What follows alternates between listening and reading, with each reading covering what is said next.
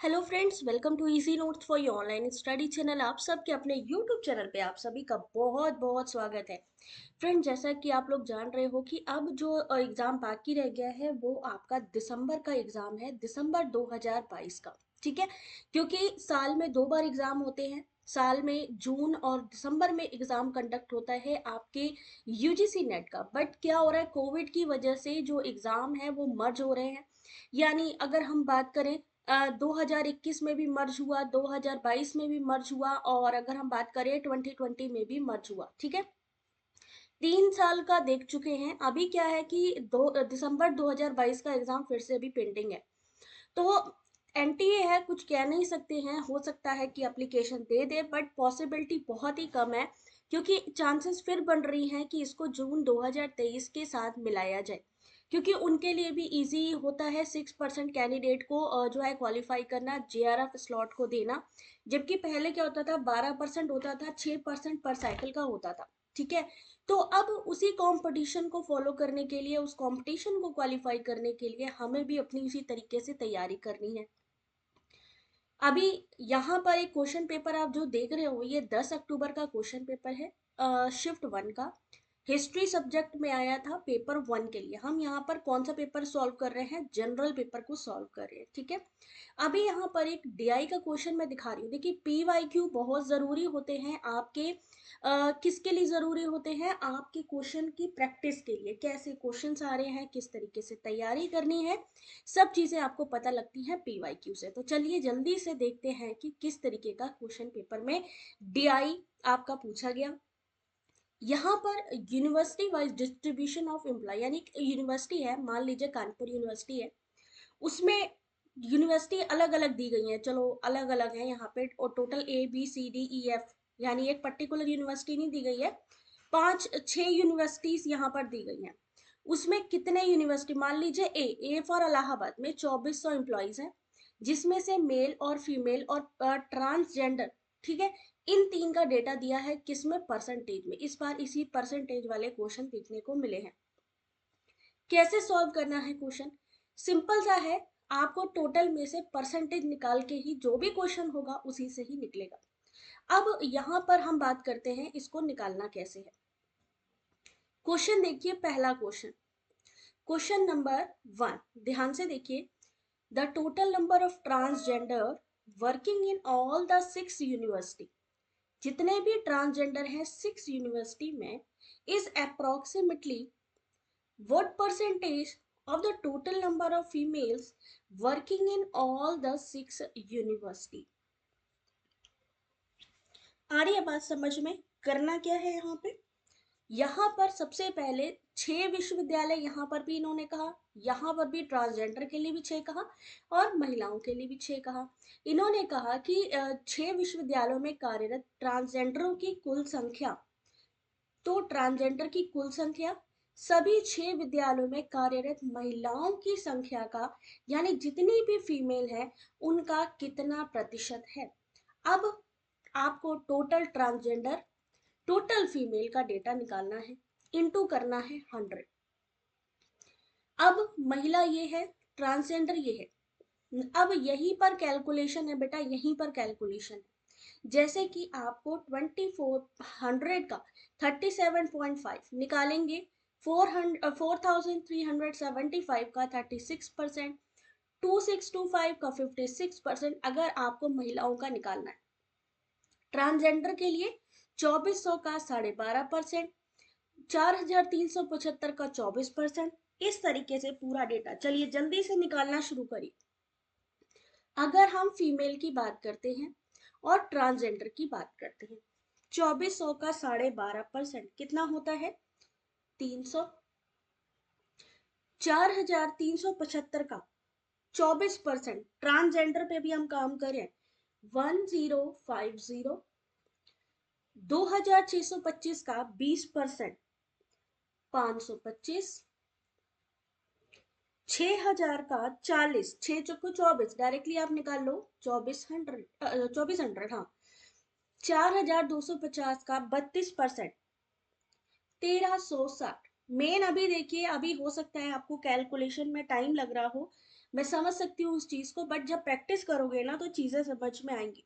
अभी कॉन्सेप्ट समझो, 1360 का 15% निकाल लोगे, पता लग जाएगा कि एफ यूनिवर्सिटी में कितने ट्रांसजेंडर हैं। तो ये होगा 204।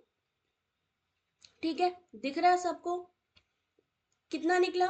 300, 1050, 525, 2400, 1360 और 204। दिख रहा है कि नहीं? एक बार कंफर्म करना, तो मैं थोड़ा सा और रिजोल्यूशन अगर आपका हो तो मैं बढ़ा देती हूँ। ठीक है,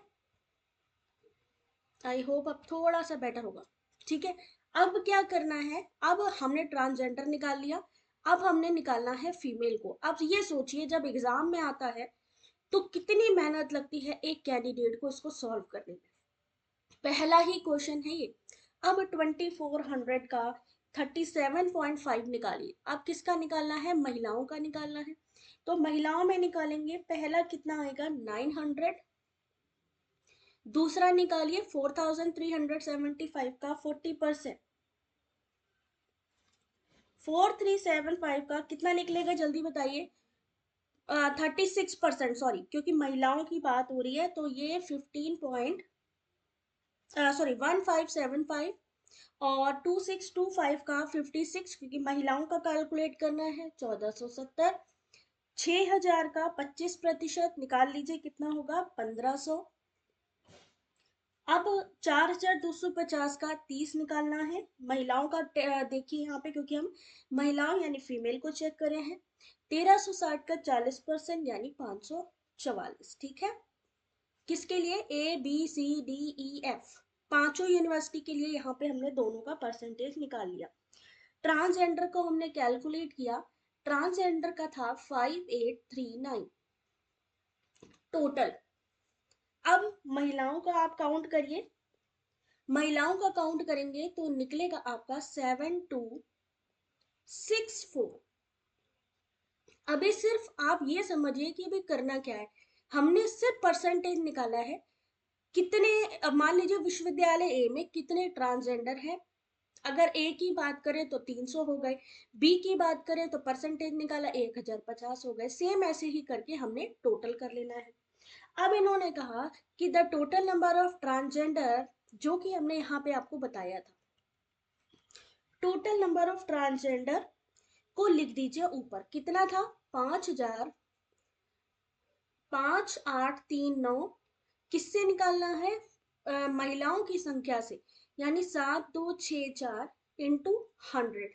यही फॉर्मूला देखिए, सबसे पहले मैंने आपको बताया कि कैसे निकलेगा। अब यहाँ पर भी गेम खत्म नहीं होता, क्योंकि डिवाइड करना है। जब डिवाइड करेंगे तो आपका आंसर आएगा 80.38। 80.38। और यहाँ पर आपके सामने जो ऑप्शन दिए गए हैं जरा वो भी देख लीजिए। एक मिनट, जरा सा दिखा देती हूँ, काफी जूम कर दिया था मैंने। यहाँ पर ऑप्शन दिया है 80, 80 के बाद दिया है यहाँ पर ऑप्शन 82, 78, 83। तो नियर बाई यहाँ पे जो आपका आएगा वो होगा 80, और यही होगा आपका सही आंसर। ठीक है, समझ में आ गया? सिर्फ आपका ये क्वेश्चन परसेंटेज बेस्ड है, आपने परसेंटेज निकाल लेना है, और परसेंटेज निकालने के बाद में टोटल करके उसका आंसर निकाल लेना है, परसेंटेज निकाल लेना है। क्वेश्चन नंबर 2, क्वेश्चन को देखिए और जो स्टेटमेंट दिया होता है उसको भी जरूर पढ़िए। लिखा है अगर बी और ई, ध्यान से देखिए, बड़ा आराम से निकल आएगा ये वाला। इन्होंने लिखा बी और ई विद्यालय में कार्यरत महिलाओं की संख्या को मिलाकर सी और एफ, अभी हमने ट्रांसजेंडर और फीमेल के टोटल निकाले, बट अब यहाँ पर उसके अलावा एक काम और आ गया है, वो है सी और एफ विश्वविद्यालय में कार्यरत पुरुषों की संख्या को मिलाकर एम और एन के रूप में प्रस्तुत किया गया। तो एम माइनस एन, अब इसमें लोग कंफ्यूज हो जाते हैं कि कौन सा फॉर्मूला लगाना है, बट आपको फॉर्मूला नहीं लगाना है, यहाँ पर सिर्फ आपको दोनों की संख्या का आपस में माइनस करना है। क्या करना है? दोनों का आपस में माइनस करना है। अब आप यहाँ पर देखिए बी और ई, जो अभी हमने निकाला था उसमें से महिलाओं की संख्या बी यानी 1575, ध्यान से देखिएगा। अगर आपने ये निकाल लिया ना तो फिर आराम से बी और ई की बात करिए, सी डी ई, यानी 1575 और 1275, टोटल कितना हुआ? 1575, 1275।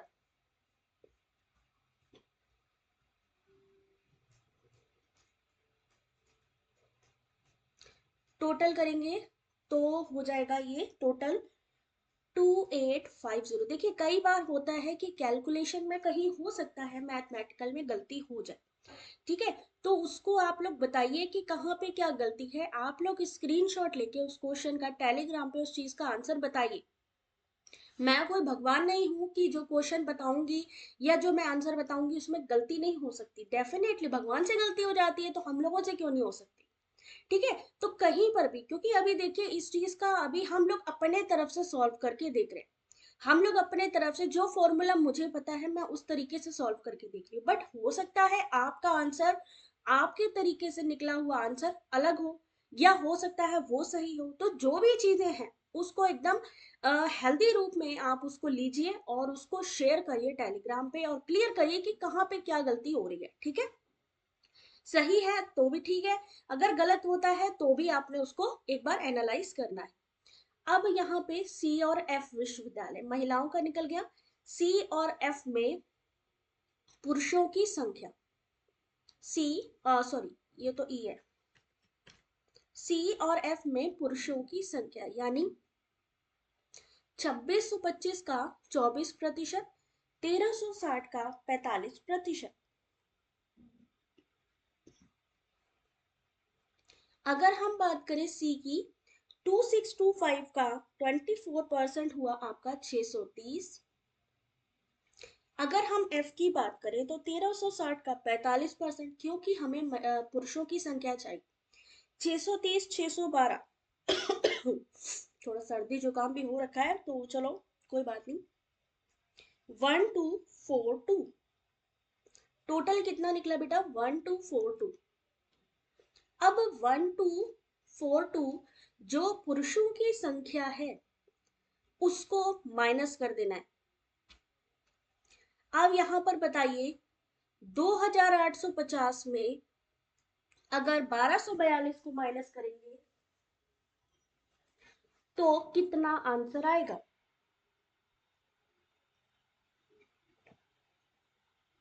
इन्होंने कहा अगर एम को मान ले हम, जो महिलाएं हैं, एन को मान ले पुरुष, और आपस में दोनों को माइनस कर दे, यानी दोनों की संख्या निकालने के बाद आपस में अगर आप माइनस करोगे तो सही आंसर होगा 1608। क्या आंसर होगा? 1608। और इस क्वेश्चन का भी सही आंसर ऑप्शन नंबर 1। ठीक है, चलिए नेक्स्ट क्वेश्चन पे चलते हैं।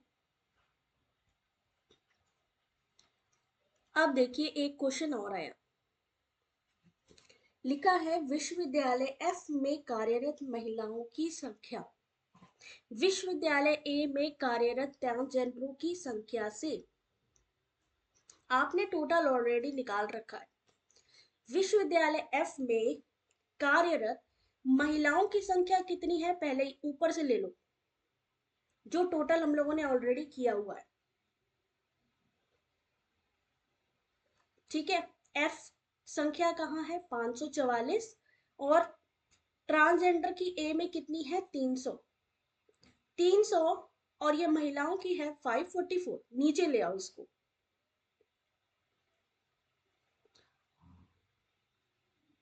ठीक है, अब महिलाओं की संख्या थी 544, ट्रांसजेंडर की संख्या है 300। इन्होंने कहा कि ट्रांसजेंडर की संख्या का ये कितने प्रतिशत है? विश्वविद्यालय ए में कार्यरत ट्रांसजेंडरों की संख्या से कितने प्रतिशत अधिक है?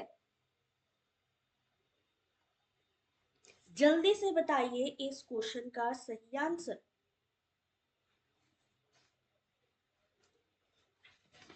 क्या करेंगे, कितने प्रतिशत अधिक है, पहले डिफरेंस देखेंगे इसका। डिफरेंस कितना निकलेगा, 244 अधिक है। 244 का डिफरेंस है। नीचे कितना लिखेंगे, ट्रांसजेंडर को निकले लिखेंगे, इनटू कर देंगे 100। डिफरेंस यानी आपस में देखो माइनस करके कि कितनी ज्यादा है, 244 ज्यादा है। किससे निकालना है, ट्रांसजेंडर से, तो ट्रांसजेंडर को लिख दो नीचे, इनटू कर दीजिए 100। आना चाहिए आंसर 81.33। बट यहाँ पर थोड़ा सा क्वेश्चन मार्क इसलिए लगा रही हूं क्योंकि यहाँ पर जो एनटीए की तरफ से आंसर दिया गया है वो है 81.1/3। 81 पॉइंट सॉरी 81 1/3। तो आप लोग एक बारी, क्योंकि बहुत से बच्चे फिर बाद में मेरे से क्वेरी करते हैं कि मैम ये कैसे वो कैसे, तो आप लोग इस क्वेश्चन को, मैंने क्वेश्चन मार्क लगाया है, आप लोग इस क्वेश्चन को एक बार टैली करिए और टैली करके मुझे बताइए कि इसका आंसर क्या निकलेगा। एनटीए की तरफ से 81 1/3 निकला है। मेरी तरफ से क्योंकि इन्होंने कहा कितना अधिक है, तो हमें ये देखना है कि पहले कितना डिफरेंस है, तो हमने आपस में दोनों को माइनस किया। किससे प्रतिशत निकालना है, ट्रांसजेंडर से, तो ट्रांसजेंडर को नीचे लिखा, इनटू कर दिया 100। तो हमारा आंसर 81.33 आ रहा है। आपका क्या आंसर आ रहा है, आपने ये मुझे बताना है। ठीक है, चलिए अगला क्वेश्चन देखिए। The number of transgender is more than 500। कुछ भी नहीं करना है इसमें, कुछ भी नहीं करना है इसमें। इन्होंने कहा ऐसे कितने ट्रांसजेंडर हैं जिनकी संख्या 500 से अधिक है। सीधा आप ऊपर आएंगे जहां पर हमने ऑलरेडी पहले परसेंटेज निकाला हुआ था। यहीं पर अगर आप पहले ही कैलकुलेट करके रख लेते हैं सब चीजें, तो आराम से पता लग जाएगा। 500 से ज्यादा 300 है पहले में, दूसरे में बिल्कुल सही है 1050। 525 ये भी 500 से ज्यादा है, ये भी 500 से ज्यादा है, ये भी 500 से ज्यादा है। यानी यहाँ पर 1 2 3 4 चार यूनिवर्सिटीज ऐसी हैं जिनका की जो नंबर है 500 से ज्यादा है, ट्रांसजेंडर वहां पे 500 से ज्यादा है। चार यूनिवर्सिटीज ऐसी हैं। तो यहाँ पे कुछ भी नहीं करना है, सीधा सीधा आंसर टिक करना है। क्या आंसर टिक करना है, 500 से अधिक केवल चार विश्वविद्यालयों में, यही आपका आंसर निकलेगा। ठीक है, अगर आपने स्टार्टिंग में परसेंटेज निकाल लिए तो ये भी चीजें आपको समझ में आ जाएंगी। चलिए आगे देखिए। अब क्या लिखा है, विश्वविद्यालय डी में कार्यरत पुरुषों की संख्या, यानी डी में जितने भी मेल कैंडिडेट हैं और सी में जो फीमेल हैं उनकी रेशियो निकालनी। अब सी में कार्यरत महिलाओं के लिए तो आपके पास ऑलरेडी डेटा है ही है, आपको कुछ ज्यादा करना नहीं है, तो पहले सी वाला निकाल लेते हैं हम लोग। सी का फीमेल, ये देखिए ए बी सी। सी कहाँ पे है, 1470। कहाँ पे है, 1470। अब यही डेटा हमने लिख देना है नीचे, यानी हमें महिलाओं की निकालने का परसेंटेज जरूरत नहीं पड़ी क्योंकि हम ऑलरेडी पहले निकाल चुके हैं। ऐसे ही कई बच्चे क्या करते हैं, कुछ जो है कैलकुलेशन अधूरा छोड़ देते हैं, जिसकी वजह से बाकी के क्वेश्चन जो वो जल्दी कर सकते हैं उसमें गलती हो जाती है। महिलाओं की संख्या निकली 1470। ठीक है, और अगर हम बात करें डी में कार्यरत पुरुषों की संख्या, अब डी का मतलब है 6000, 6 का 35%। 6000 का 35% निकलेगा कितना, 2100। ठीक है, 2100 निकलेगा। देखना कहीं गलती हो तो बताना। 2100। अब डिवाइड कर दीजिए, डिवाइड कर दीजिए, किससे डिवाइड करेंगे, 3 से डिवाइड कर दीजिए। कितना होगा आंसर निकलेगा इसका, 10/7। डिवाइड करिए 10/7 इसका सही आंसर होगा। याद रखिए, जो भी डिजिट आप डिवाइड करेंगे, मान लीजिए आप 3 से डिवाइड करते हैं तो पूरी पूरी संख्या डिवाइड होनी चाहिए। अगर आप 5 से करते हैं तो पूरी पूरी संख्या डिवाइड होनी चाहिए, तभी निकलेगा आपका रेशियो। ये नहीं कि नीचे की संख्या हमने 3 से डिवाइड कर दी, ऊपर की 5 से कर दी। कुछ लोग यहाँ पर ये गलती कर देते हैं। ठीक है, हमने डी में जो मेल कैंडिडेट है उसको निकाल लिया परसेंटेज, सी में एफ फीमेल जो है, और आपस में काट दिया। 2100 1470 को 3 से डिवाइड कर दो, फिर देखो किससे डिवाइड होगा, 7 से होगा। 7 से डिवाइड करने के बाद में निकल के आएगा 10/7, और यही आपका सही आंसर है। ये वाला क्वेश्चन मैंने करा ही दिया था। ये वाला क्वेश्चन आप में से किसी ने भी जवाब नहीं दिया था ये वाले क्वेश्चन का। भाई क्या होगा इसका जवाब, जल्दी से बताइए। एक क्वेश्चन मैंने आप लोगों से पूछा था, और ये पीडीएफ भी मैंने आप लोगों को प्रोवाइड की थी टेलीग्राम पे, बट बहुत से बच्चों ने, कुछ मेरे को लगता है कि पीडीएफ पे ध्यान नहीं दिया, और एंड टाइम पे कहेंगे मैम आप जो है मेरे को पढ़ा दो, रटा दो। मैम क्या करेंगी, मेरे तो समझ से परे है। जो काम दो उसको कोई नहीं करना चाहता है। इन्होंने लिखा ए बी सी, 3 संख्या ले रखी है। ए सी बी इसलिए लिख रही हूं क्योंकि इन्होंने लिखा ए सी का 20% है। किसका, सी का। अब बी सी का कितना प्रतिशत है, 25% है। अब इन्होंने कहा कि ए बी का कितना प्रतिशत है, ए बी का कितना प्रतिशत है। अगर आप थोड़ा सा ध्यान दे लो इसको, थोड़ा सा ध्यान से देखो, जल्दी से बताओ जरा। ए सी का, मान लीजिए सी की संख्या है 100, 100 का 20% है ए, और बी जो है वो है 25%।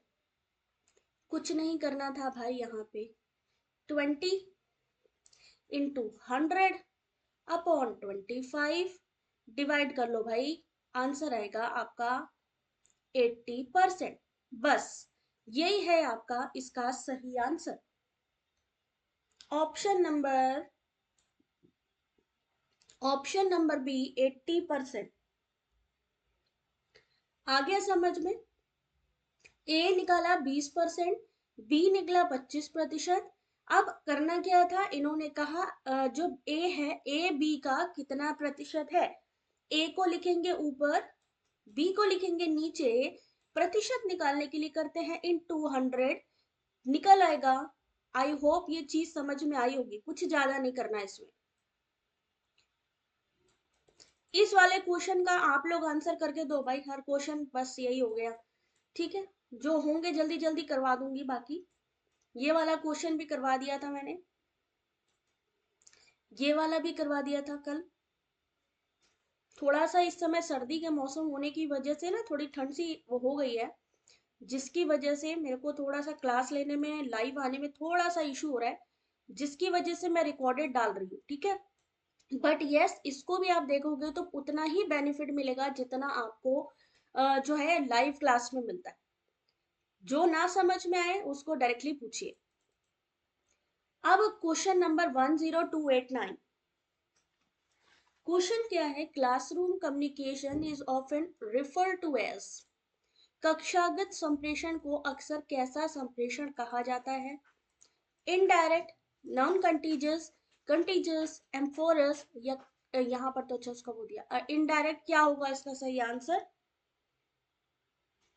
एमोरफस यानी निराकार। इसका सही आंसर जो एनटीए के द्वारा भी दिया गया वो है निराकार। कक्षा संप्रेषण का कोई आकार नहीं होता है, तो वहां पर उसको क्या कहा जाता है, निराकार। फिर एक क्वेश्चन है, देखिए यहाँ पर फैक्टर्स ऑफ मेमोरी दिया गया है। फैक्टर्स ऑफ मेमोरी, जैसे पहले आपसे पूछा जाता था memory level, understanding level, reflective level, same चीज है। और ये वाला क्वेश्चन आपका ऑलरेडी पीवाईक्यू में पहले पूछा जा चुका है। रिमेम्बरिंग, रिमेम्बरिंग में क्या चीज आती है आपकी, हिंदी में देखो, इंग्लिश में देखो। मेमोरी के कारक और उसका आशय, जैसे कि यहां पर एक बार ऑप्शन भी देख लो।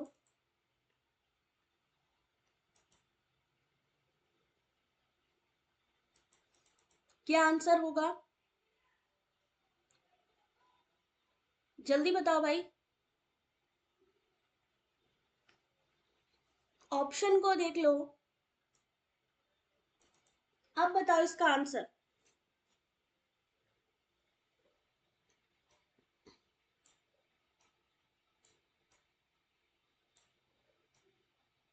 ठीक है, इस क्वेश्चन का सही आंसर जो होगा ऑप्शन नंबर, ऑप्शन नंबर क्या होगा देखो जरा सा एक बारी। यहाँ पर आंसर गिवन, इसको कई लोग अपना सही मान लेते हैं बट इसको सही नहीं मानना है, क्योंकि ये आंसर जो आपके द्वारा दिया गया, जो आपके द्वारा दिया गया वो वाला आंसर है ये। क्या होगा इस क्वेश्चन का सही आंसर? ये होगा, ये होगा, ये होगा या ये होगा?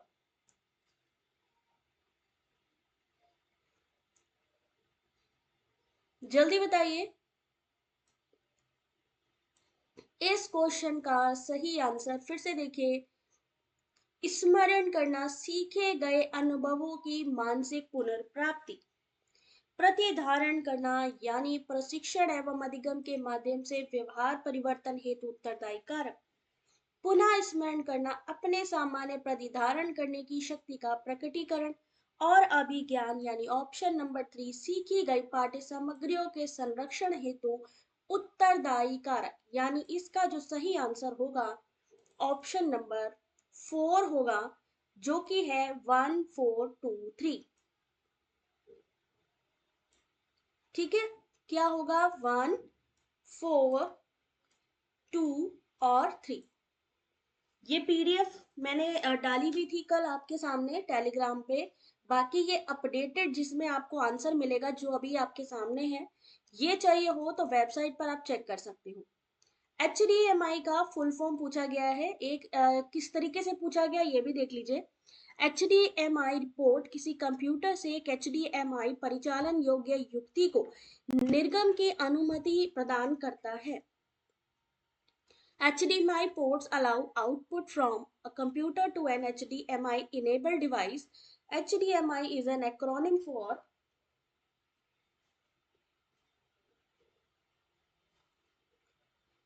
सही आंसर है हाई डेफिनेशन मल्टीमीडिया इंटरफेस। इस क्वेश्चन का सही आंसर है हाई डेफिनेशन मल्टीमीडिया इंटरफेस। कई इस बार भी आपके सामने जो है फुल फॉर्म पूछे गए हैं, तो इस चीज का ध्यान रखना है। अब which of the following are common in, ये वाला क्वेश्चन बार बार रिपीट हुआ है, और ये क्वेश्चन है कि ऐसे कौन से गोल हैं जो आपके एमडीजी में भी है और एसडीजी में भी है। मैंने देखा है ये जनरली हर एक के क्वेश्चन पेपर में आया है। आंसर करिए। सहस्त्राब्दी विकास लक्ष्य और संधारणी विकास लक्ष्य, जिसको एमडीजी एसडीजी कहते हैं, इनमें कौन सा सेम है? जीरो हंगर बिल्कुल सही है क्योंकि ये सेम है। अनिर्धनता यानी नो पॉवर्टी बिल्कुल सही है। और लैंगिक समानता भी सही है, यानी इस क्वेश्चन का, यानी आपकी जो gender equality, no poverty, zero hunger, option number A, C और ई इस क्वेश्चन का सही आंसर होगा। यानी जो दोनों में आते हैं, zero hunger, no poverty, gender equality, ठीक है, दोनों में ही जो आते हैं, गोल ऐसे बताने थे। चलिए अगला क्वेश्चन देखिए।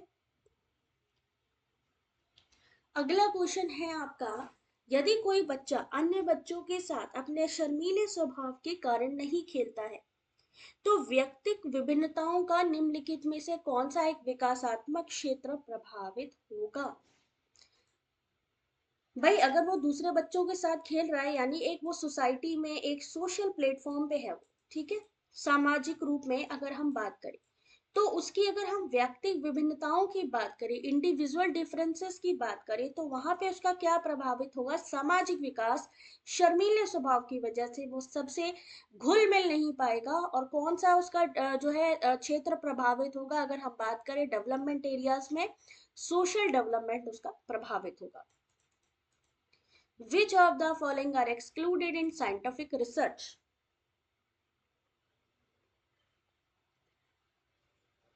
कौन से वैज्ञानिक शोध में शामिल नहीं है?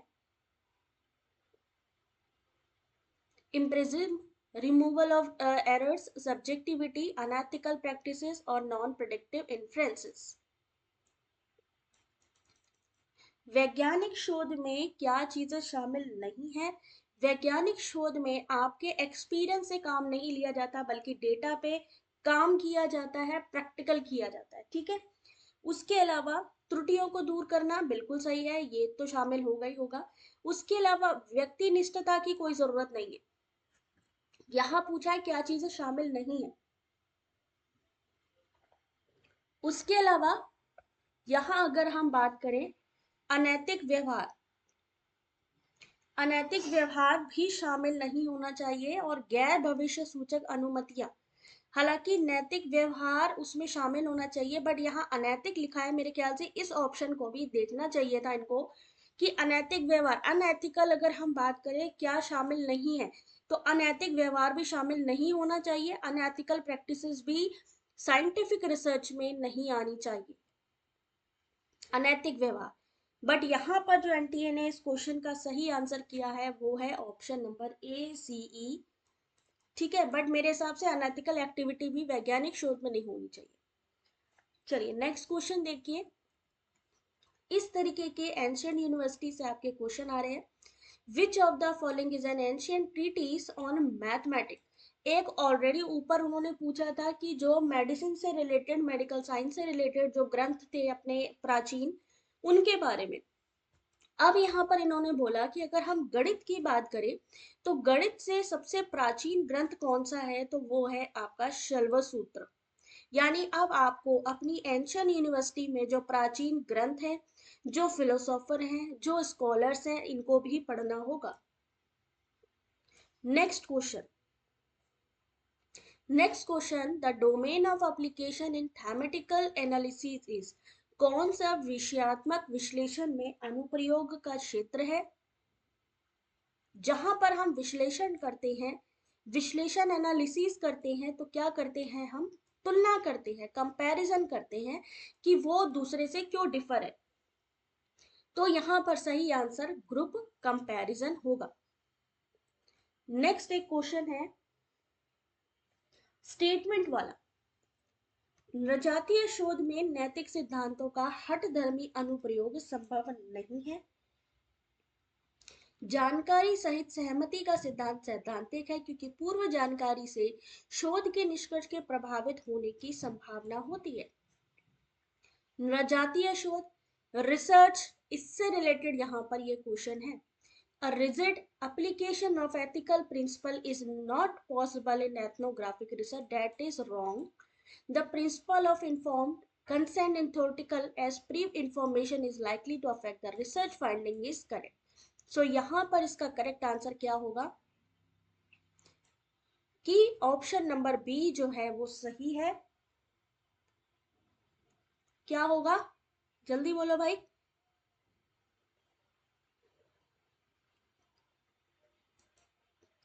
क्या होगा इस क्वेश्चन का सही आंसर?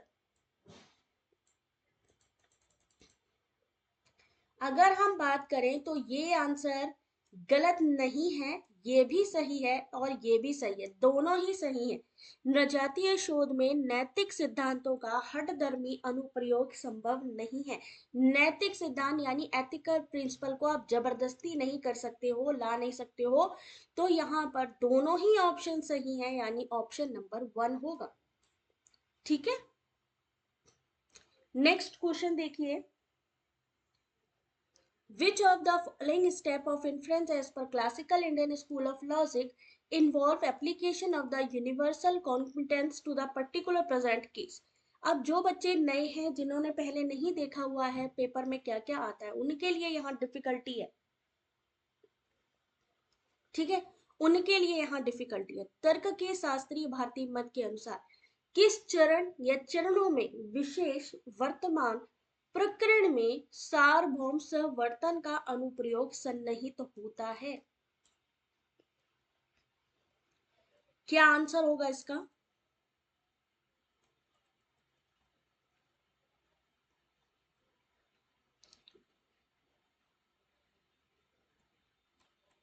सार्वभौम यानी universal competence to the particular present case.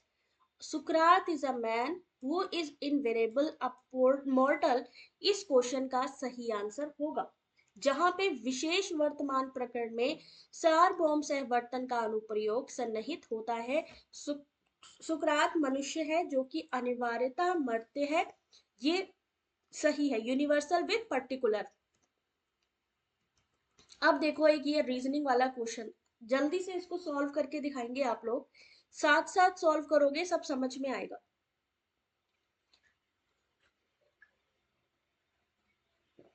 Question क्या है, एक व्यक्ति 15 मीटर सामने की ओर चलता है। मान लीजिए हमने एक डायरेक्शन लिया, मान लीजिए हमने चलना शुरू किया। आपको दिशाएं पता होनी चाहिए, north east west south, east west north south, ठीक है। अभी बट इन्होंने कोई दिशा की बात नहीं करी है। अभी क्या करा है इन्होंने कहा, एक व्यक्ति 15 मीटर सामने, अपने सामने की तरफ कितना चलता है, 15 मीटर। फिर वो दाहिनी ओर 15 मीटर चलता है, 15 मीटर फिर चला दाहिनी ओर। फिर वह अपने प्रत्येक बार बाई मुड़ने पर, प्रत्येक बार, सॉरी यहां पर ये दाएं मुड़ता है, रुकिए तो 1 मिनट। लिखा है 15 मीटर सामने जाता है, फिर वह अपनी दाहिनी ओर, हाँ दाहिनी ओर तो यही है, 15 मीटर चलता है। 15 मीटर चलने के बाद हर बार वह अपने प्रत्येक बार बाएं मुड़ने के दौरान, बाएं किधर मुड़ना है, क्रमशः 5 मीटर, 20 मीटर और 20 मीटर चलता है। 5 मीटर, 20 मीटर और फिर बाएं मुड़ गया, 20 मीटर चल दिया। अब वो ये 20 मीटर चला यहां से, अब वो अपनी प्रारंभिक स्थान से कितनी दूरी पे है, तो 15 मीटर तो ये पहले ही था, 20 मीटर चला है, और यानी यहां पर सही आंसर 5 मीटर होगा। कैलकुलेट करिए। यहाँ पे आपने ध्यान देना है, एक व्यक्ति 15 मीटर सामने चला, फिर आपको दाहिनी दिशा, आप यहाँ पर बैठे हुए हो, आप अपने देखो किसकी तरफ, राइट हैंड की तरफ, तो 15 मीटर आपने राइट हैंड बढ़ाया। अब यहाँ पे अगर आप खड़े हो, अब यहाँ से आपका देखो राइट हैंड किधर आएगा, इधर आएगा, बट इन्होंने किधर कहा है, लेफ्ट मुड़ना है, तो लेफ्ट किधर मुड़े, इधर, फिर इन्होंने कहा फिर इधर मुड़ना है। अब आप यहाँ बैठे हो तो फिर अपने लेफ्ट में मुड़ जाओ, अब यहाँ पे हो तो फिर लेफ्ट में मुड़ जाओ, लेकिन कितना मुड़ना है, पहले में 5 मीटर मुड़ना है, दूसरे में 20 मीटर मुड़ना है, और तीसरे में फिर से 20 मीटर मुड़ना है। तो अपनी जगह से 15 मीटर तो ऑलरेडी वो चला हुआ था, और यहाँ पूरा डिस्टेंस भी सेम मेंटेन है, तो यहाँ पर सही आंसर है 5 मीटर। अब देखिए, micro blogging platform, social media के बारे में आपसे बताया ही था कि आपसे पूछा जाएगा। माइक्रो ब्लॉगिंग प्लेटफॉर्म इनमें से कौन से हैं, Pinterest, eBay, Tumblr, Instagram, Twitter. Micro blogging जहां पे लोग ब्लॉग लिखते हैं,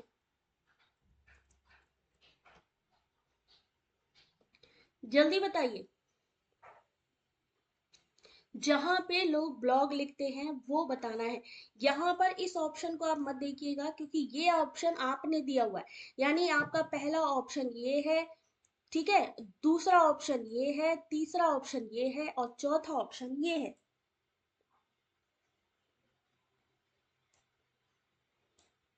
सही आंसर क्या होगा, option number A, option number C, option number D, option number E. जबकि ई में क्या है, ई कॉमर्स साइट है। तो पिन इंटरेस्ट में आप माइक्रो ब्लॉगिंग करते हैं, टम्बलर में करते हैं, इंस्टाग्राम में करते हैं, ट्विटर में करते हैं, तो यहां पर सही answer option number A C D E होगा। पता होनी चाहिए कौन सी कॉमर्शियल साइट है कौन सी नहीं। अगला क्वेश्चन देखिए, 10316 स्टेटमेंट वाला question. The Radhakrishnan Commission recommended to standardize university teaching in India. The Radhakrishnan Commission also suggested the establishment of an all India university examination board. Radhakrishna आयोग ने भारत में विश्वविद्यालय शिक्षण को मानकीकृत करने की अनुशंसा की। सही है कि गलत, बिल्कुल गलत है। राधा कृष्णन आयोग ने एक अखिल भारतीय विश्वविद्यालय परीक्षा बोर्ड की स्थापना का सुझाव दिया, ये सही है। क्या सही है बताओ भाई, जल्दी बताओ भाई क्या सही है। विश्वविद्यालय शिक्षण को मानकीकृत करने की अनुशंसा की, सही है कि गलत है? मेरे क्वेश्चन पे ना जाओ, अपना दिमाग लगाओ। मान लो ये क्वेश्चन में आ जाता, ऑप्शन क्या चूज करते? दोनों सही हैं, दोनों गलत है, या एक सही है दूसरा गलत है, या एक गलत है और दूसरा सही है। तो सही आंसर होगा इसका पहला सही है, विश्वविद्यालय शिक्षण आयोग को मानकीकृत करने की अनुशंसा की और अखिल भारतीय विश्वविद्यालय परीक्षा बोर्ड की स्थापना का सुझाव दिया, ये इससे संबंधित नहीं है। ऑप्शन नंबर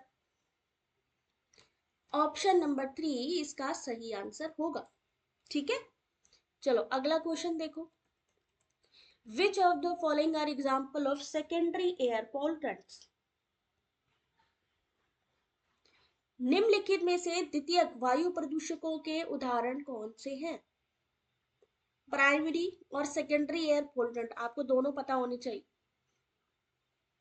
कभी कभी फुल फॉर्म भी आता है। द्वितीयक वायु प्रदूषकों के उदाहरण कौन से हैं? ऑप्शंस देखिए।